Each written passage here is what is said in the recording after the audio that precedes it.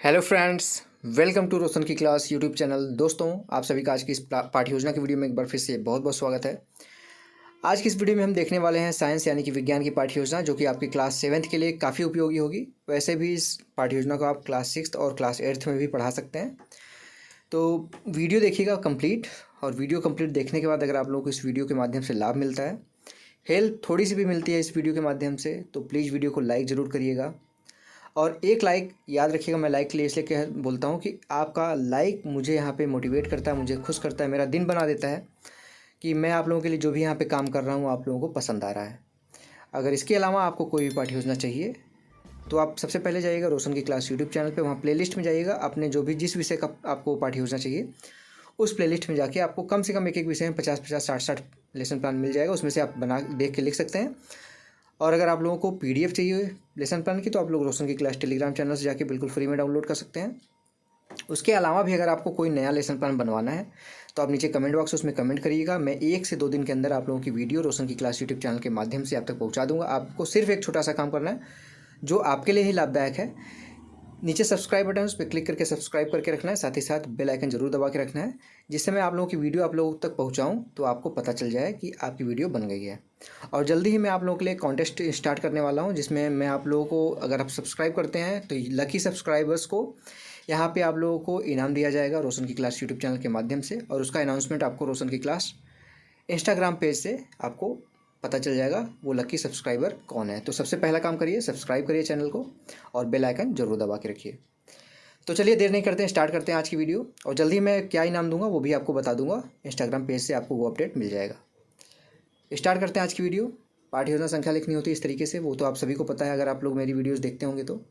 Next आपको विद्यालय का नाम लिखना है, जिस विद्यालय में आप पाठ्य योजना पढ़ाने के लिए जाएंगे।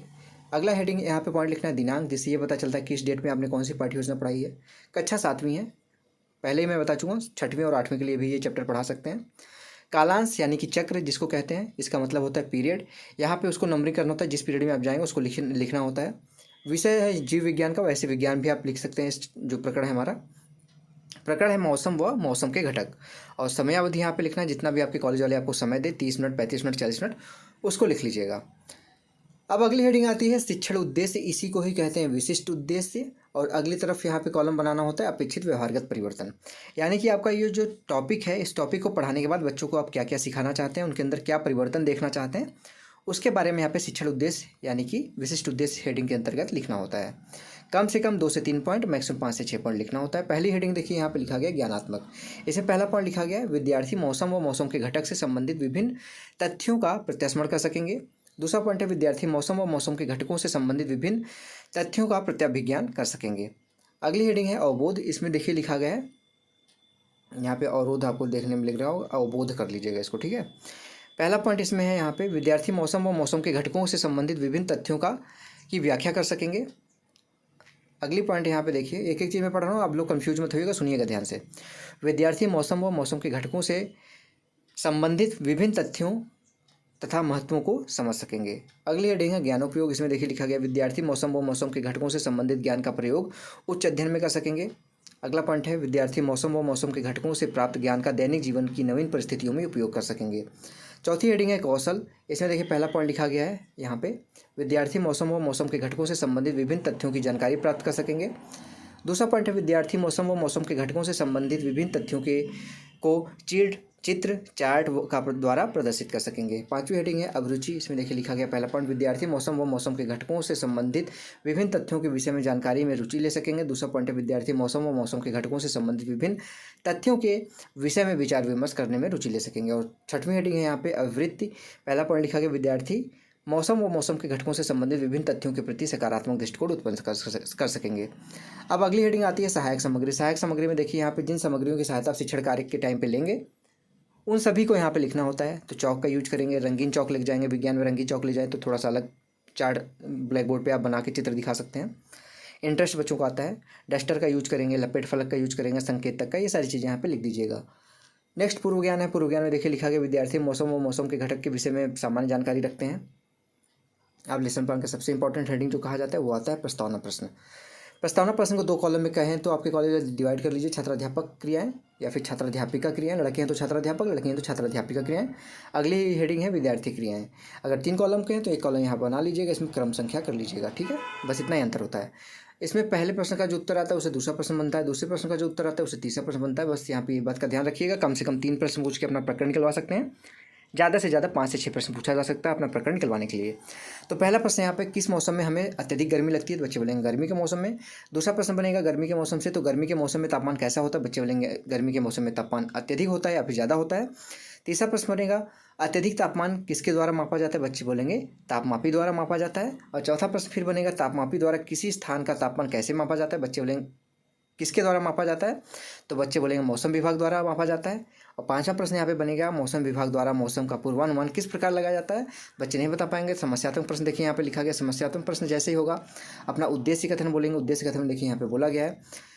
अच्छा तो बच्चों, आज हम मौसम व मौसम के घटकों के विषय में विस्तारपूर्वक अध्ययन करेंगे। अब बच्चों को पता चल गया कि उनको आप पढ़ाने वाले मौसम व मौसम के घटक के बारे में। अब यहाँ पे आप प्रस्तुतिकरण हेडिंग डालिएगा। देखिए यहाँ पे लड़का भूल गया जिसने ये PDF भेजी है, प्रस्तुतिकरण हेडिंग डाल दीजिएगा यहाँ पे। उसके बाद यहाँ पे देखिए कॉलम लिखा गया है शिक्षण बिंदु, छात्राध्यापक क्रिया या फिर छात्राध्यापिका क्रिया, विद्यार्थी क्रिया, प्रविधि या विधि और श्यामपट्ट कार्य। पहला यहाँ पे विकासात्मक प्रश्न पूछेंगे बच्चों से कि उस टॉपिक से रिलेटेड कुछ पूछिए, देखिए उनको कितना नॉलेज है। पहला प्रश्न है देश विदेश की घटनाओं की रिपोर्ट किसमें प्रकाशित होती है? बच्चे बोलेंगे दैनिक समाचार पत्र में। दूसरा प्रश्न है दैनिक समाचार पत्र में प्रकाशित मौसम की रिपोर्ट द्वारा किसकी जानकारी प्राप्त होती है? बच्चे बोलेंगे मौसम की। तीसरा प्रश्न है मौसम से आप क्या समझते हैं? बच्चे थोड़ा बहुत बताएंगे लेकिन निरुत्तर हो जाएंगे, ज़्यादा डिटेल में नहीं बता पाएंगे, निरुत्तर लिखिए। अब इसके बारे में व्याख्या करिए। यहाँ पे पहला शिक्षण बिंदु है मौसम। छात्राध्यापक क्रिया में देखिए लिखा गया किसी स्थान से तापमान, आर्द्रता, वर्षा, वायु वेग आदि के संदर्भ में वायुमंडल की परिस्थिति उस स्थान का मौसम कहलाती है, ठीक है। किसी स्थान का मौसम दिन प्रतिदिन और सप्ताह दर सप्ताह परिवर्तन होता रहता है। छात्र वाले कॉलम में देखिए लिखा गया विद्यार्थी ध्यानपूर्वक सुनेंगे। व्याख्यान विधि है, व्याख्या विधि वाले कॉलम में व्याख्यान विधि लिख दीजिए। अब श्यामपट्ट कार्य के लिए देखिए यहाँ पे ब्लैक पेपर ले लीजिए, उसको इस तरीके से कट कर लीजिए। ब्लैक चार्ट पेपर आता है, उस पर व्हाइट स्पार्कल पेन लीजिएगा। जो आपने यहाँ पे व्याख्या दिया उसमें से इंपॉर्टेंट पॉइंट होगा जो उसको यहाँ पे लिख लीजिएगा। अब बोध प्रश्न पूछना है आपको यहाँ पे। बोध प्रश्न देखिए, पहला प्रश्न है किसी स्थान का मौसम कब परिवर्तित होता है? बच्चे बोलेंगे दिन प्रतिदिन। दूसरा प्रश्न है मौसम किसके संदर्भ में मापा जाता है? बच्चे बोलेंगे तापमान, आर्द्रता, वर्षा, वायु और वायु वेग। प्रश्नोत्तर विधि थी तो प्रश्नोत्तर विधि लिख दीजिए यहाँ पे। अब इसके बाद विकासात्मक प्रश्न फिर से आता है, मौसम का अनुमान किसके द्वारा लगाया जाता है? बच्चे बोलेंगे मौसम रिपोर्ट के द्वारा। दूसरा प्रश्न है मौसम रिपोर्ट में किस किस की सूची होती है? बच्चे बोलेंगे मौसम के घटकों की। तीसरा प्रश्न है मौसम के घटक कौन कौन से? बच्चे नहीं बता पाएंगे, निरुत्तर हो जाएंगे। फिर से निरुत्तर हो लिख दीजिए यहाँ पे, प्रश्नोत्तर विधि लिख दीजिए। दूसरा शिक्षण बिंदु है मौसम के घटक। छात्राध्यापक क्रिया में देखिए लिखा गया तापमान, आर्द्रता, वर्षा, वायु वेग आदि मौसम के घटक कहलाते हैं। इन घटकों की सूचना हमें मौसम रिपोर्ट द्वारा प्राप्त होती है। मौसम के घटकों से में सप्ताह दर सप्ताह दिन प्रतिदिन परिवर्तन होता रहता है। मौसम एक अत्यंत जटिल परिघटना है, यह क्षण भर में भी परिवर्तित हो सकती है। कभी कभी ऐसा भी होता है कि सुबह से के समय धूप निकलती है। आगे पढ़ने से पहले यहाँ पे बता दूँ, छात्र वाले कॉलम में देखिए लिखा गया, ध्यानपूर्वक सुनते हैं। उसके बाद बोध प्रश्न है। पहला प्रश्न किन परिवर्तन में से मौसम परिवर्तन होता है? बच्चे बोलेंगे मौसम के घटकों से। दूसरा प्रश्न है किसी एक मौसम के घटक का नाम बताइए? बच्चे बोलेंगे तापमान। प्रश्नोत्तर प्रविधि थी तो प्रश्नोत्तर विधि लिख दीजिए यहाँ पे। विकासात्मक प्रश्न फिर से है, पृथ्वी पर ऊर्जा का एकमात्र स्रोत कौन है? बच्चे बोलेंगे सूर्य। दूसरा प्रश्न सूर्य की ऊर्जा मौसम के किस घटक को प्रभावित करती है? बच्चे बोलेंगे तापमान को। तीसरा प्रश्न तापमान का मापन किस प्रकार किया जाता है? निरुत्तर हो जाएंगे बच्चे, निरुत्तर लिख दीजिए। जैसे निरुत्तर होगा अपना तीसरा शिक्षण बिंदु स्टार्ट करिए। मौसम के घटकों का मापन छात्राध्यापक कथन में देखिए लिखा गया है यहाँ पे, तापमान मापन हेतु अधिकतम तापमान न्यूनतम तापमापी का उपयोग किया जाता है। दिन का अधिकतम तापमान दोपहर के बाद होता है जबकि न्यूनतम तापमान प्रातः में होता है। वर्षा को वर्षा मापी द्वारा मापा जाता है। विद्यार्थी वाले कॉलम में देखिए लिखा गया विद्यार्थी ध्यानपूर्वक सुनेंगे। व्याख्यान विधि थी तो व्याख्यान विधि लिख दीजिए और यहाँ पे जो आपने पढ़ा है उसमें से इंपॉर्टेंट पॉइंट्स यहाँ पर भी लिख दीजिए। फिर बहुत प्रश्न आता है किस समय तापमान न्यूनतम होता है? बच्चे बोलेंगे प्रातःकाल में। दूसरा प्रश्न है वर्षा मापी द्वारा किसका मापन किया जाता है? बच्चे बोलेंगे वर्षा का। प्रश्नोत्तर विधि थी तो प्रश्नोत्तर विधि लिख दीजिए विधि वाले कॉलम में। अब मूल्यांकन प्रश्न आता है। मूल्यांकन प्रश्न में देखिए यहाँ पे कुछ प्रश्न पूछेंगे, मौसम का घटक नहीं है, यहाँ पे ऑप्शनल है, वो तापमान, वर्षा, आर्द्रता या फिर मृदा। तो आप सभी को पता है मृदा इसका आंसर होगा। दूसरा प्रश्न है तापमान में मापन है डैश डैश डैश का उपयोग किया जाता है। बच्चे बोलेंगे थर्मामीटर का या फिर बैरोमीटर का? यहाँ पे आप सभी को पता है इसके बारे में। तीसरा प्रश्न है, दिन का अधिकतम तापमान प्रायः में होता है, ये सही है या गलत? तो अधिकतम तापमान दोपहर के बाद होता है, यहाँ पे न्यूनतम होना चाहिए, तो ये फॉल्स है यानी गलत है। अगला प्रश्न, मौसम से क्या अभिप्राय है, इसको बच्चों को बताना है। और पाँचवां प्रश्न, मौसम के विभिन्न एक घटक कौन कौन से हैं। लास्ट में आता है गृह कार्य यानी कि होमवर्क, बच्चों को घर से करके लाने के लिए होमवर्क जरूर देना चाहिए। तो यहाँ पे देखिए गृह कार्य दिया गया, मौसम के विभिन्न घटकों का मापन किस प्रकार किया जाता है। तो ये तो दोस्तों आप सभी को पता है, गृह का लास्ट हेडिंग होता है। यहाँ पे पर्यवेक्षक अपना, यहाँ पे आपका पर्यवेक्षक जो आप टिप्पणी करना होगा वो टिप्पणी करेगा, नीचे अच्छाई होगी तो कुछ अच्छाइयाँ लिखेगा, कुछ कमियाँ होगी तो उसको यहाँ पे नीचे पिन पॉइंट करेगा, जिसको आपको आगे वाले लेसन प्लान्स में सही करना होता है। तो जैसा स्टार्टिंग मैंने बताया, इस लेसन प्लान की अगर आप लोगों को पीडीएफ चाहिए बिल्कुल फ्री में, तो रोशन की क्लास टेलीग्राम चैनल से जाके बिल्कुल फ्री में डाउनलोड कर सकते हैं।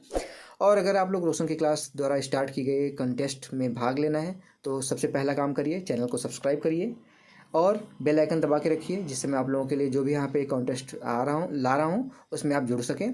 और कॉन्टेस्ट में आपको क्या इनाम दिया जाएगा ये आप लोगों को वीडियो के माध्यम से ही पता चल जाएगा रोशन की क्लास चैनल से, या फिर आपको इंस्टाग्राम पेज से, रोशन की क्लास इंस्टाग्राम पेज से आपको वहाँ पे पता चल जाएगा कि आपको क्या इनाम दिया जा रहा है।